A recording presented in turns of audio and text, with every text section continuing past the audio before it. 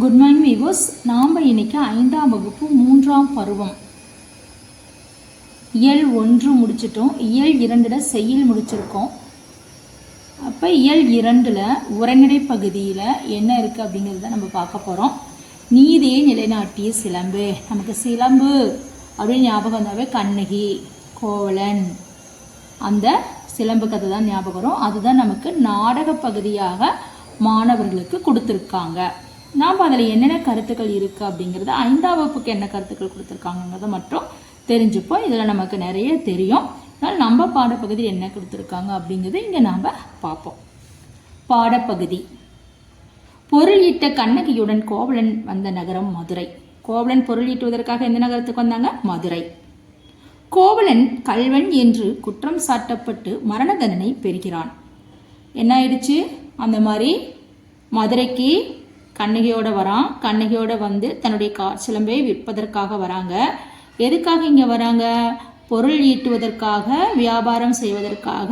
இங்கே பணம் இல்லை அப்படின்னு சொல்லிட்டு கண்ணகியோட சிலம்பை விற்கிறதுக்காக இங்கே வராங்க. வந்த உடனே அந்த சிலம்பு என்ன ஆயிடுச்சு? அது திருடப்பட்ட சிலம்பு அப்படின்னு சொல்லிட்டு அவன் மரண தண்டனை பெறுகிறான். கள்வன் அல்லன் என்று நிரூபிக்க எடுக்கப்பட்ட பொருள் கண்ணகியின் சிலம்பு. அப்போ கள்வன் அல்ல அப்படின்னு நிரூபிக்கிறதுக்காக அங்கே எடுக்கப்பட்ட எந்த பொருள் எடுத்து அங்கே வந்து நிரூபிக்கிறாங்க? சிலம்பு தான் அங்கே நிரூபிக்கிறாங்க.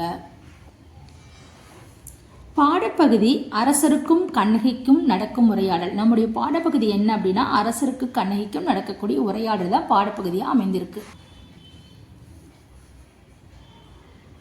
ஒரு புறாவுக்காக தனது உடலையே தந்த மன்னன் சிபி. சிபி மன்னன் யாரு? புறாவுக்காக தன்னுடைய உடலையே தந்தவன் தான். வேட்டையாடுபவன் புறாவை துரத்திட்டு வரான். புறா அடைக்கலத்துக்காக சிபி மன்னன் அந்த பால்கனியில் உட்காந்துருக்குமா, அவங்ககிட்ட வந்து அடைக்கலத்துக்காக வந்துடுது. அந்த வேடன் புறா என்னுடையதுன்னு சொல்கிறாங்க. இல்லை, அடைக்கலமாக வந்த புறாவை நான் காப்பாற்ற வேண்டும்னு சொல்லிட்டு சொல்கிறான். சரி, அதுக்கு இணையான என்ன பண்ணுறாங்க? எடைக்கு எடை அந்த தன்னுடைய தொடையவே கட் பண்ணி கொடுக்குறாங்க. அதனால தான் புறாவுக்காக தனது உடலையே தந்த மன்னன் தான் சிபி. அதாவது இங்கே வந்து சோழ நாட்டின் பெருமைகளை சொல்லிட்டு இருக்காங்க. பசுவின் துயத்துடைக்க தன் மகனை தேர்காலில் இட்டு கொன்ற மன்னன் மனுநீதி சோழன். நமக்கு தெரியும், மனுநீதி சோழன் வந்து ஒரு பசுவானது தன்னுடைய கன்றுக்குட்டியை மனுநீதி சோழனுடைய மகன் தேர்காலில் ஏற்று கொண்டு விட்டான். அந்த ஆராய்ச்சி மணி அடிப்பதில் அடித்து தன்னுடைய நீதி வழங்குமாறு அந்த பசுவானது கேட்குது. உடனே அந்த அரசன் சென்று மகன் என்றும் பாராமல் தன் மகனை எந்த இடத்துல அந்த கன்றுவானது கொல்லப்பட்டதோ அதே இடத்துல தேர்காலிட்டு தன்னுடைய மகனை கொன்றான் மனுநீதி சோழன். சோழ மன்னர்கள் வாழ்ந்த ஊர் புகழ்மிக்க புகார் நகரம். அப்போ அந்த கண்ணகிட்ட உன்னுடைய நகரம் எது அப்படின்னு சொல்லி கேட்குறாங்க. நீ எந்த ஊர்லேருந்து வரேன்னு சொல்கிறாங்க. இந்த மாதிரி சோழர்கள்லாம் வாழ்ந்த சிறப்புமிக்க புகார் நகரம் தான் என்னுடைய ஊர் அப்படின்னு சொல்லி சொல்கிறாங்க. பழியில்லா சிறப்பினை உடைய புகழ்மிக்க மாசாத்துவான் மகன் கோவலன். கோவலனின் மனைவி கண்ணகி. நீ யார் பெண்ணே அப்படின்னு கேட்கும்போது நான் யார் அப்படிங்கிறத சோழ நாட்டின் இந்த சிறப்பு கொண்ட சோழ நாட்டில் வாழக்கூடிய புகழ்மிக்க மாசாத்துவான் மகன் கோவலன், அவனுடைய மனைவி தான் நான் அப்படின்னு சொல்லிட்டு கண்ணகி சொல்கிறாங்க. கண்ணகியின் சிலம்பு மாணிக்க பரல்கள். கண்ணகியோட சிலம்பு எதில் செய்யப்பட்டிருக்குன்னா மாணிக்க பரல்கள். அரசனுடைய சிலம்பு முத்து பரல்கள். பாண்டிய மன்னர் என்ன சொல்கிறாங்க? தமிழழைத்து விட்டேனே, பிறர் சொல் கேட்டு பெருமிழை செய்தேனே, யானோ அரசன் யானே கள்வன். அப்போ இந்த மாதிரி நமக்கு சொல்லலாம். யானோ அரசன் யானே கள்வன் என்று கூறியவர் யார்? பாண்டிய மன்னர். எங்கே? நீதி நிலைநாட்டிய சிலம்பு அப்படிங்கிற ஒரு நாடக பகுதியில் நமக்கு இது கொடுத்துருக்காங்க.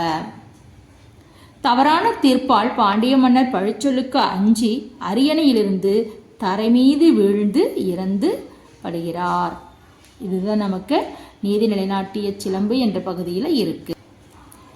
இப்போ மேல் சொன்ன கருத்துக்கள் எல்லாமே நமக்கு பாடப்பகுதியில் நமக்கு நீதி நிலைநாட்டிய சிலம்புல இருக்கு. அதாவது கண்ணகி யார் யாருக்கு உரையாடல் நடக்குது, கண்ணகி யாரு, அது எதுக்காக அது நடக்குது, அங்கே என்னென்ன சிலம்புல யாருடைய சிலம்பு எப்படி இருக்கு அப்படிங்கிறத இதெல்லாம் நமக்கு சொல்லியிருக்காங்க. வாங்க இதில் என்னென்ன பொருள் இருக்கு அப்படிங்கிறத நம்ம பார்ப்போம்.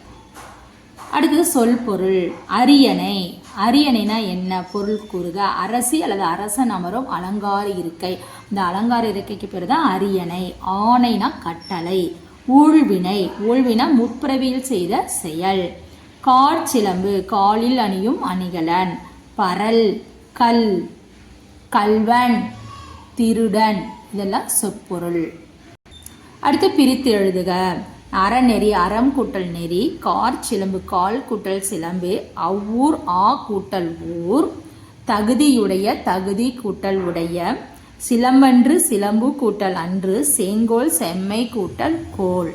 இதெல்லாமே அதில் இருக்கக்கூடிய பிரித்தெழுது நம்ம சேர்த்தெழுதாவும் பயன்படுத்திக்கலாம், பிரித்தெழுதாவும் பயன்படுத்திக்கலாம். மேல் சொன்னது சொல் பொருள்கள், சொல்லுக்குண்டான பொருள்கள். நம்ம முன்னாடி கதை பகுதியை பார்த்தோம். இதுதான் நம்முடைய 5ஆம் வகுப்பு பாடப்பகுதியில் அமைந்திருக்கு. இதை பார்த்தாவே இதிலிருந்து ஒரு சில வினாக்கள் நமக்கு கேட்கலாம். Thank you viewers.